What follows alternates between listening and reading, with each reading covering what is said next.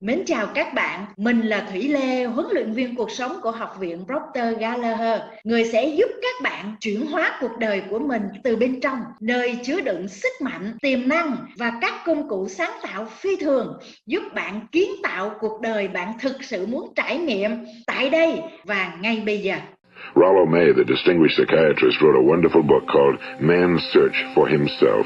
And in this book he says, the opposite of courage in our society is not cowardice, it is conformity. And there you have the trouble today. It's conformity, people acting like everyone else without knowing why, without knowing where they're going.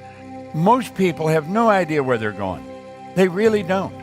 And you don't have to be much of a genius to figure this out. Stand back and watch the way most people live. Watch the way they operate, the way they talk, the way they walk, the way they act, the way they dress. Everything about them is an indication that there's nothing but confusion in here.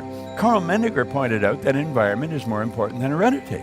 You got to really watch what you're doing, who you're mixing with.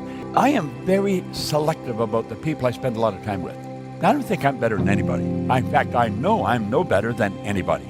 I know we are all the same. We are all descendants from the same stock. We're really all the same. There's only one mind. But there's a lot of people that don't understand that they're the same as somebody that's doing very well. So they don't see themselves doing very well. I don't want to spend a lot of time with anybody that's not goal-oriented. I don't want to spend a lot of time with anybody that doesn't know exactly where they're going to go. I don't want to spend time with anyone that wants to play it safe, because I might catch what they've got. We're really extras in our own movie. We see the star, but we're not the star. You're the star of your movie. You are the Academy Award-winning star of your movie. What Shakespeare's saying, all the life's a stage.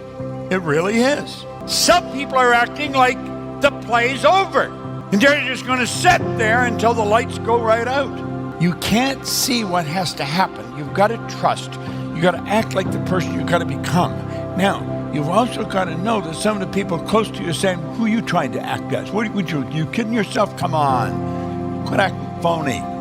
People are laughing at you. Why are you doing that? I experienced this. When my income took off, some people I thought were my friends quit talking to me. Of course, you're earning this money. What are you going to do with it? Well, I like spending it.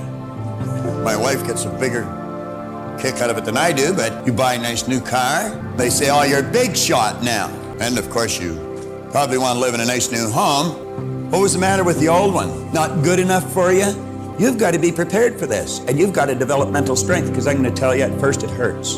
It bothers you. They try and pull you back to where they are. If you're a negative person, in other words, you're choosing negative ideas, you're worrying, fear, and anxiety, you know the only thing you can attract? The people that are vibrating on that frequency.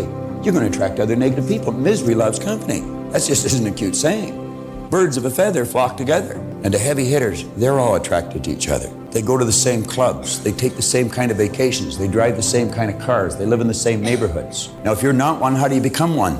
Mix with them. You choose your environment. That's exactly what I did. 27 years ago, I was sitting in a bar here in Toronto. That's where I used to spend most of my time and all my money that I could beg, borrow, and steal. I very rarely earned very much in those days. One day I picked up a glass and I looked at it and I looked around and I thought, they're all bums in here.